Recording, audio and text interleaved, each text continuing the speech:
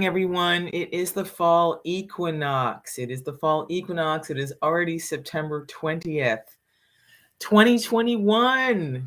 Time is passing, and that is appropriate to, excuse me, the theme or the chapter, the reading that we're doing on King Puranjana. So we started that last week, and this is our second week of that. You will notice, that there is a description, and I just want to take a moment to share this, to copy this link and share it also in a private Facebook group. So I do have a private Facebook group for those people who are interested in cooking. Cooking and eating is essential. It's very, very important. And the human impact on life and how things go on this planet has a lot to do with what we put on our plate. And so for years, I actually taught cooking, first with the Learning Annex, and did several, private things, and was even going to open a restaurant at one point overseas. So haven't been able to open that restaurant, but that doesn't mean that I can't teach you one-on-one. So if you're interested, I do vegan, vegetarian, definitely with a bent on Indian flavors, spicy Indian food, cover spices. Lately, I've been doing a series on gluten-free cooking because that is an issue, for a lot of people. And what do you eat? So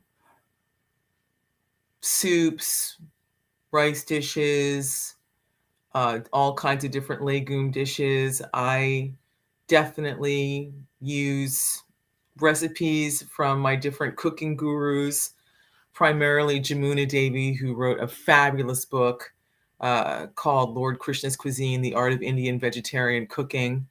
It took her, I think, a decade to put that book together. And she literally, stood in the kitchens, in palaces, in temples, and different various locations in India on the job, and observed and made notations and watched, and then came back and tested all those recipes, and then did all the research to do a fabulous glossary, and won an international cookbook award back in it's either 87 or 89, before this kind of Southeast Asian and fusion cooking even was a thing. So she was really a pioneer for that, what to speak of vegetarian cooking, what to speak of Vaishnava cooking. So that's something I do about once a month, and also share some gardening tips in there. So if that interests you, you can leave a comment, or you can send me a message through my Facebook page, which is Akayani Music. So it's facebook.com/Akayani Music. We are also coming up on the 13th anniversary of Yoga on the Dance Floor, which is amazing. So we released that album, Tom Glide and I released that album in Amsterdam at the Amsterdam Dance Event. The Amsterdam Dance Event is a huge, huge, huge event which just specializes in house music and all its genres. So the Dutch have really, taken over on that front. People come from all over the world. Some of the biggest and finest DJs come from all over the world. And it's about 3 to 4 nights of constant parties, actually during the day and during the night. There's so many parties you couldn't possibly go to all of them, and specializes in and so many subgenres of house. So that's where it was released, and I'm planning on doing a little celebration since I'm still not doing, in-person events. We're going to do it through Streamlabs and it should be broadcast on my Facebook page. Yeah, so I'm going to put the invitation right here in the description. So there's the link if you want to RSVP, or I should say go ahead and RSVP to that. That's going to be on a Wednesday evening, and you're going to be treated to about an hour and a half of the show that I would do live. Probably won't do the 3 hours, but at least do an hour and a half of that. So definite huge shout out to the producer of that album, Tom Glide, and everyone who participated on that album. And it's a great album. It really is. It's a great show. It's kind of a classic. And thanks to everyone who's played those cuts over the years.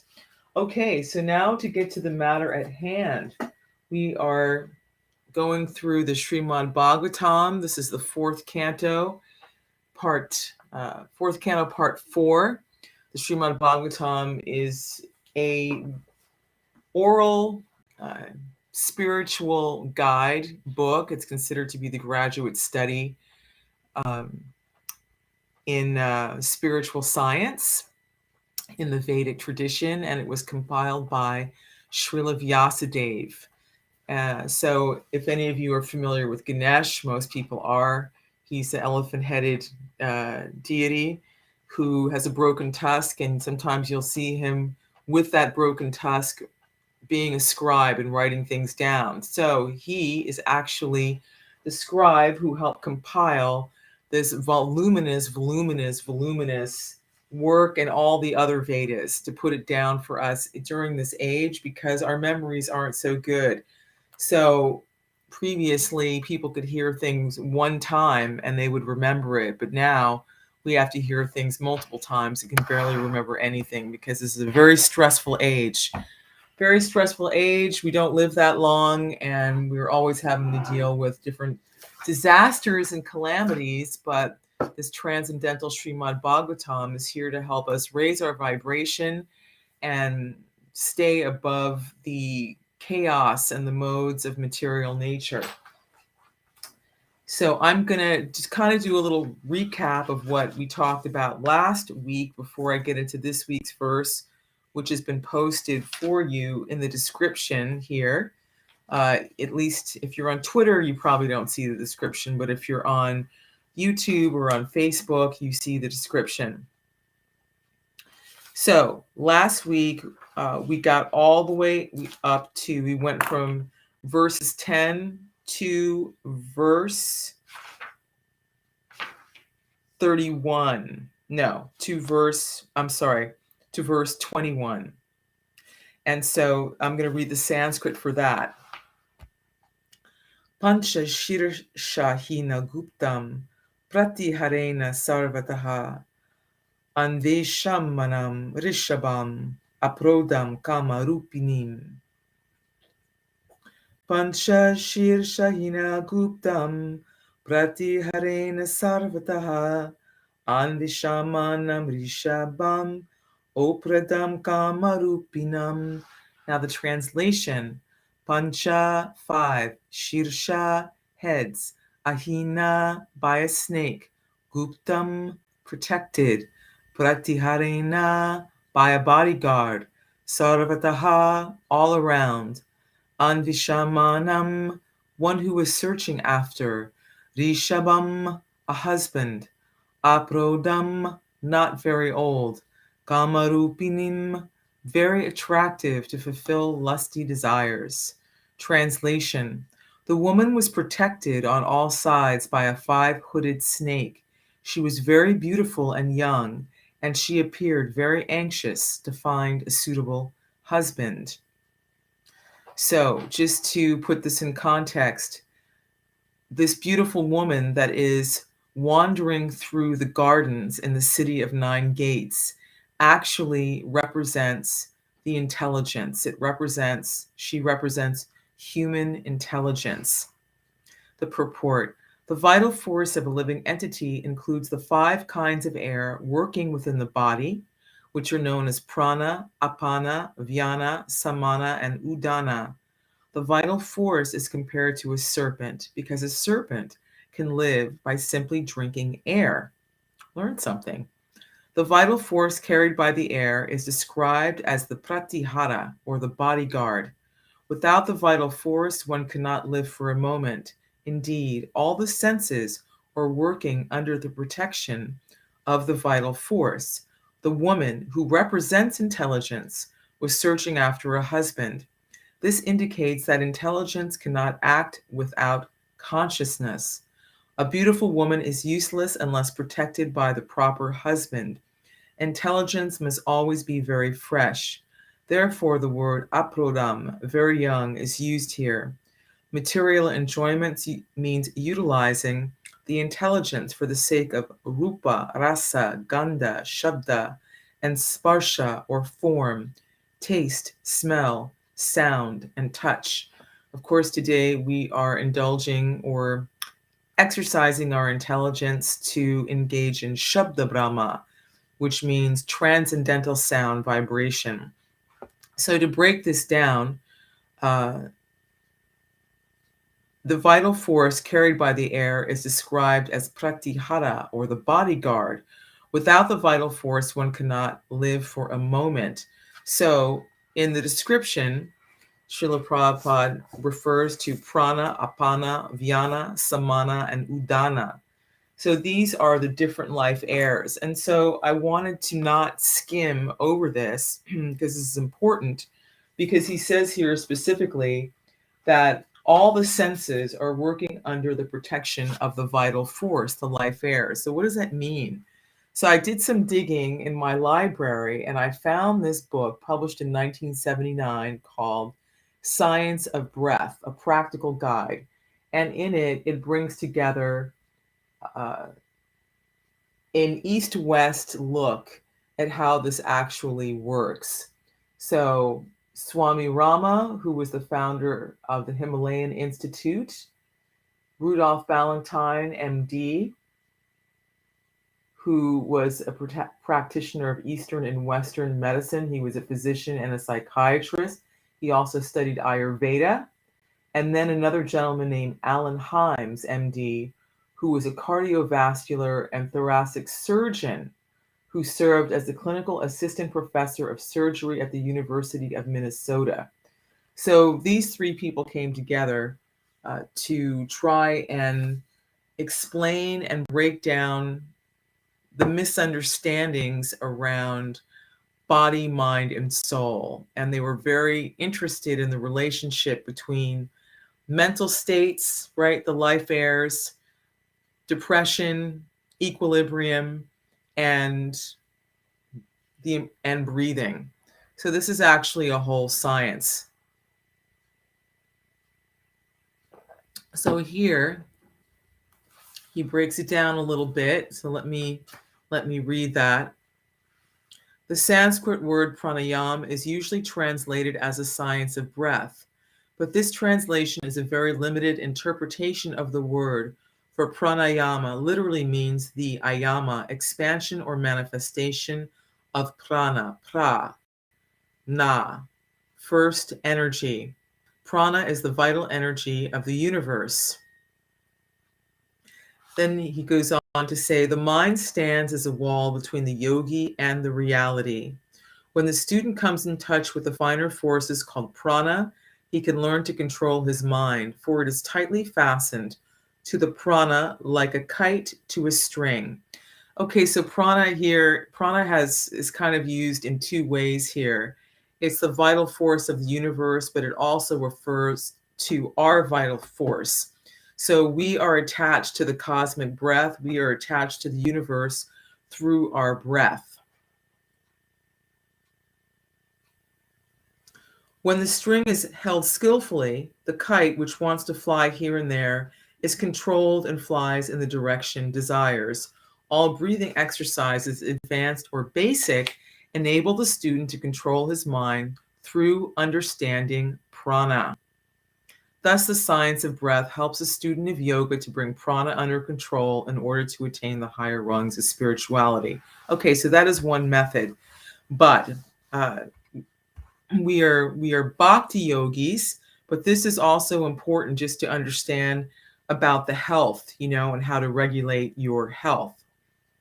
Now, let's get into the meaning. The major pranas are udana, prana, samana, apana, and vyana. Through the word prana is applied to the universal prana that includes all 10 pranas. One of the 5 major pranas has also been given the name prana. The context of usage will enable one to differentiate between the specific and generalized energy. Okay, udana. Udana rules the region of the body above the larynx and governs the use of our special senses. Prana rules the region between the larynx and the base of the heart. It governs speech and the vocal apparatus, as well as the respiratory system and the muscles engaged in it. So if you've ever been with someone who's in the process of dying, when they are very, very close to dying, the life air that governs this area, prana, goes away. And so you lose your ability to breathe, you lose your ability to speak, you lose the power of speech. Samana rules in the region between the heart and the navel and governs all the metabolic activity engaged in digestion. So you need the life airs, you need healthy, balanced life airs to be able to digest your food properly. Vyana pervades the whole body and governs the relaxation and contractions of all muscles, voluntary and involuntary, as well as the movement of the joints and the structures around them. So that means that you need your life airs also to be able to evacuate, right? It's very important. You can't actually go to the bathroom, pass stool, or urinate without this ability to be able to, contract and release, right? Your muscles. So I just wanted to shed some light on that, because the ultimate purpose of me even going through this chapter is to talk about death and the mechanical process of actually what happens when the soul leaves the body at the time of death. So now that we have covered that, moving on to text 22. Sunasham suratim balam shukpolam varananam sama vinyasta karnabhyām bibratim kundala shriyam. Word for word translation. This is what we've got up on your screen today. Sunasham, very beautiful nose. Sudatim, very beautiful teeth. Balam, the young woman. Sukapolam, nice forehead. Varananam, beautiful face. Sama, equally. Vinyashta, arranged. Karnabhyām, both ears. Bibratim, dazzling. Kundala shriyam, having beautiful earrings. The woman's nose, teeth, and forehead were all very beautiful. Her ears were equally very beautiful and were bedecked with dazzling earrings. Purport. The body of intelligence enjoys the objects of sense gratification that cover it, such as smell, vision, and hearing. The word sunasham, beautiful nose, indicates the organ for acquiring knowledge by smell. Similarly, the mouth is the instrument for acquiring knowledge by taste, for by chewing an object and touching it with the tongue, we can understand its taste. The word shukapolam, nice forehead, indicates a clear brain capable of understanding things as they are. By intelligence, one can set things in order. The earrings set upon the 2 ears are placed there by the work of the intelligence. Thus, the ways of acquiring knowledge are described metaphorically.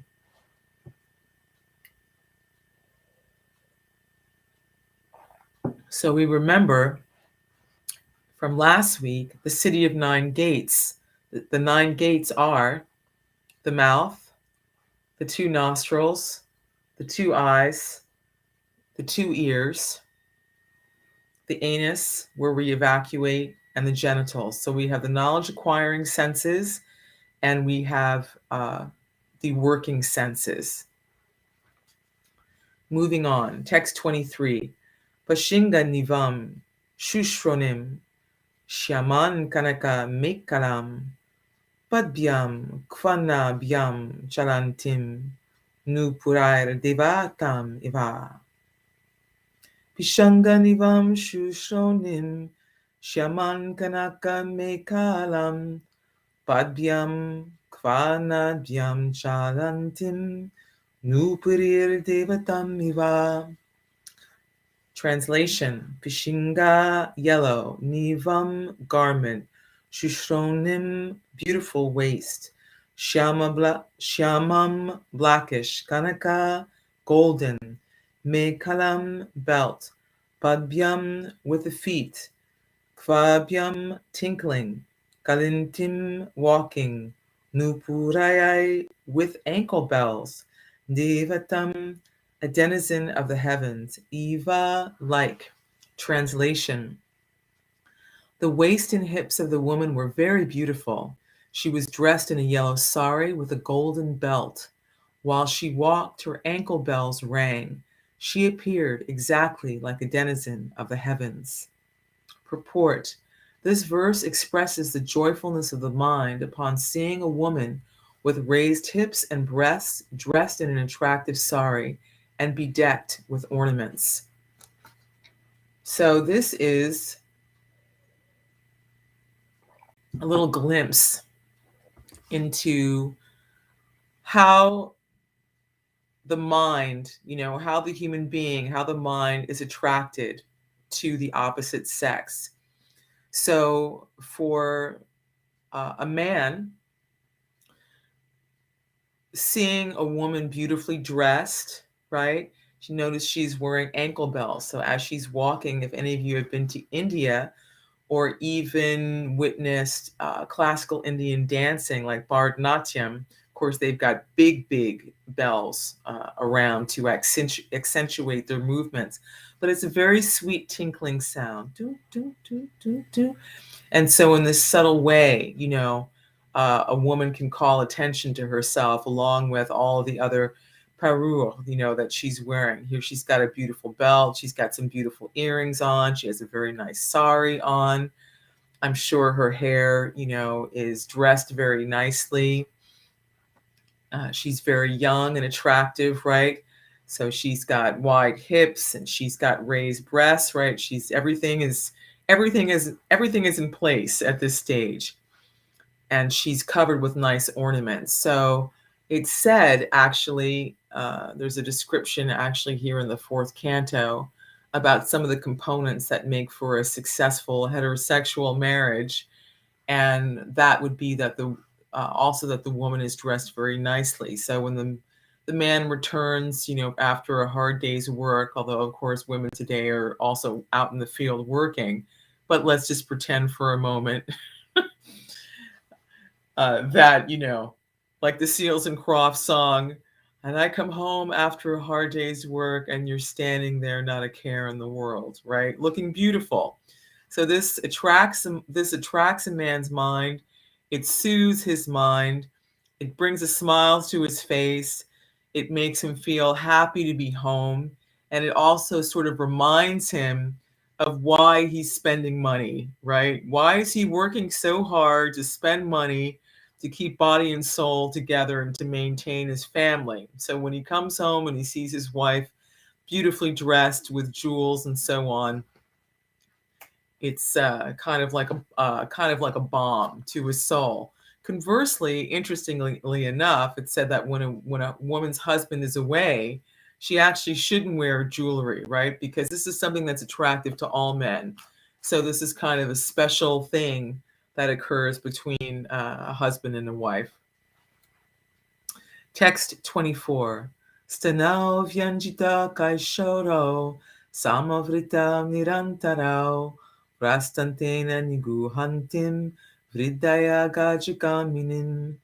Stanau, breast; vyañjita, indicating; kaiśorau, new youth; samavritau, equally round, nirantarau, fixed close side by side, vastra antena, by the end of the sārī, niguhantim, trying to cover, vridaya, out of shyness, ganjagaminim, walking just like a great elephant.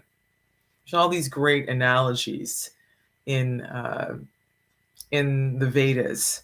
So it says she's walking just like a great elephant. So if you've seen an elephant walking, or if you've seen footage on National Geographic of an elephant walking, they have this way of swaying from side to side, moving their trunks. So if you can imagine a woman moving like that, it's very sexy, right? Slow, deliberate, sexy. She's taking her time. With the end of her sari, the woman was trying to cover her breasts, which were equally round and well placed side by side. She and again tried to cover them out of shyness while she walked, exactly like a great elephant. So, when you're wearing a sari, if any of you have ever worn one, it shifts, right? So unless you have it, really, really tight and in place and clasped, it's going to move, it may fall. So you're constantly trying to, keep yourself together, keep yourself covered. So that's what she's doing here. Now, of course, this is an analogy as well. Purport. The two breasts represent attachment and envy. The symptom of raga and dvesha, attachment and envy, are described in Bhagavad Gita 3:34. So everything is a metaphor here. And we're not talking about the usefulness of breasts. Of course, they're there to produce milk, to nourish the child and all of that. This is all kind of allegorical. Here it says, Indras yendriya syartarte, raga dveshau, vyavastitau, vashtitau, tayurna vasham agachetau hi asya paripantinau. Attraction and repulsion for sense objects are felt by embodied beings, but one should not fall under the control of senses and sense objects because they are stumbling blocks on the path of self-realization. So the idea is, as practitioners of yoga, as practitioners of bhakti yoga, we need to come to the point where we are no longer attracted or repulsed by the sense objects, because we actually see things for what they are. We remain in an equiposed state because our vision penetrates deeper beyond the material sense objects. We can actually perceive the spirit soul. We can actually perceive the soul in the living entity of the other person, not only their soul, but also the super soul. When we say namaste, when we offer our respects to someone, we are actually offering our respects to Chaitaguru, to the super soul, to that aspect of Krishna, the Supreme Lord, that actually accompanies us, not only us, but expands and accompanies all the living entities, regardless of their body, as Paramatma, life after life after life, until we get to that point where we're done with this rodeo and we're ready to go home. Now, I know it's often translated as, the divine in you and the divine in me, but we're also specifically referring to Bhagavan, right? We have to get specific and not be wishy-washy, because we are nirvisesha sunyavadi, right? We are not impersonalists. We are not voidists. We are personalists. We understand that we are persons eternally, and that God, Bhagavan, is also a person eternally. This is very, very important to understand. We have a relationship with the supreme person, the supreme friend, the supreme lover. This is not vague. This is specific. So when you read the Srimad-Bhagavatam, it is explicit in this explanation and understanding. This actually takes us out of this existential despair that we feel here. This gives us the ability to really realize that even though we may spend time alone, that we are actually not alone, that we actually have a relationship with the Supreme. So getting back to this explanation here, the conditioned soul, right, feels attraction and repulsion for sense objects. One should not fall under the control of the senses and sense objects because they are stumbling blocks on the path of self-realization. These representatives of attachment and envy are very much unfavorable for advancement in spiritual life. One should not be attracted by the breasts of young women. Of course, today's culture is all about showing your boobs, right? Now, if you've lived long enough, like me, I'm 58, right? I remember as a child, that women didn't expose their breasts in this way. It was covered, I mean, only, if you were a very, very racy movie star or a pinup girl, maybe like Brigitte Bardot or something, you could see them. But even then, they'd be sort of covered, with some transparent fabric. People weren't letting everything all hang out. What to speak of seeing a man, with his chest exposed? It was really tantamount to being naked. People was like, oh, this was something that would only really be done in private, right? But today, anything goes. And there's probably some other reasons for that as well in people's consciousness, maybe not feeling fertile or whatever, But at any rate, so here the great Saint Sankaracharya has described the breasts of women, especially young women, as nothing but a combination of muscles and blood. So one should not be attracted by the illusory energy of raised breasts with nipples. They are agents of illusion meant to victimize the opposite sex. But because the breasts are equally attractive, they are described as samavritau. The sex impulse remains in an old man's heart also, even up to the point of death. To be rid of such agitation, one must be very much advanced in spiritual consciousness. Like Jamunacharya, okay? So this is just like unpacking this stuff and breaking it down. I mean, the Srimad-Bhagavatam is very blunt. There's nothing sugar-coated in the Srimad-Bhagavatam. The things that we are conditioned to idealize and obsess over in the West, in America, right? All the different kinds of bras you can get and push-up bras and all these different things. I mean, I ought to know. I worked as a fit model for a shapewear company. Yeah. And so I tried on a lot of bras, lots of different styles of bras, right? For to appeal to different women, for different reasons. So this is a big, big industry. It's a multi-billion-dollar industry just, dealing with breasts. I don't want it to be misunderstood. This is not a put down, but when you start engaging in the process of yoga and really trying to perceive your soul, there is a process of detachment that has to kick in. If the process of detachment doesn't kick in and you actually don't have a solid realization that you are different from the body and that material enjoyment, while it's a real thing, it's a temporary thing.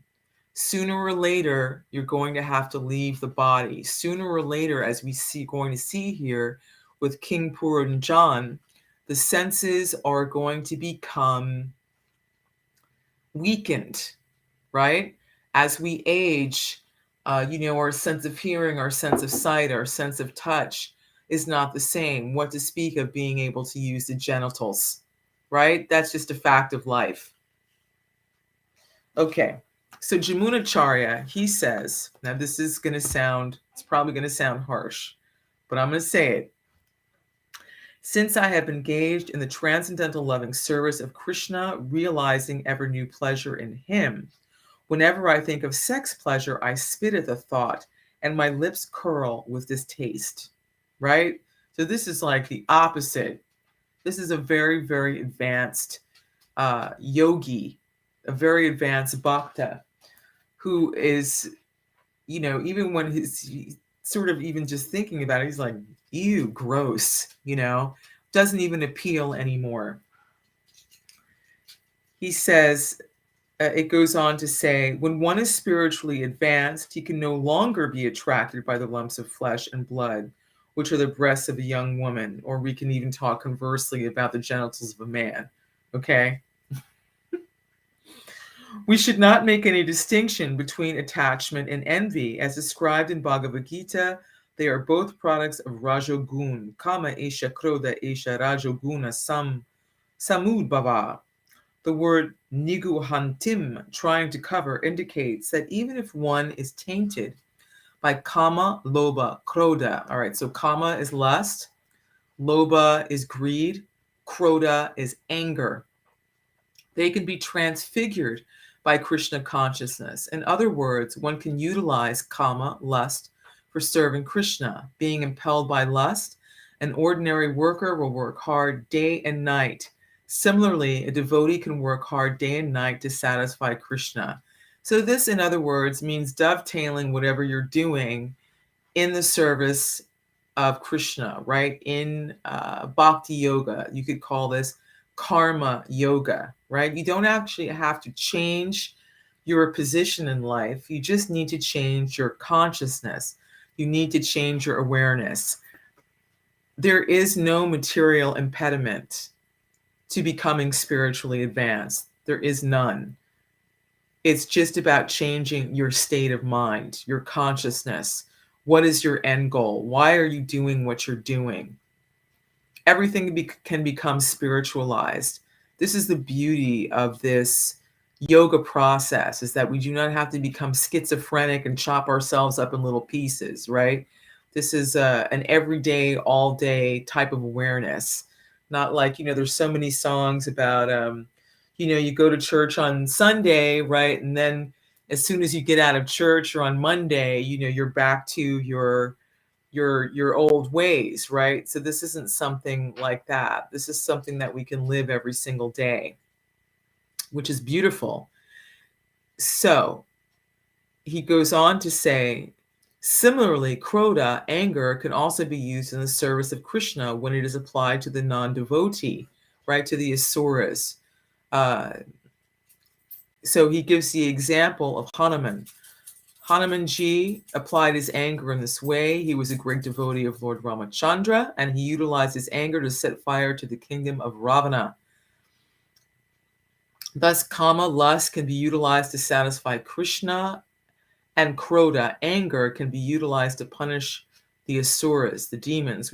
When both are used for Krishna's service, they lose their material significance and become spiritually impotent. So I'm going to stop there and just say, this is not to suggest that we should go out looking for trouble. No.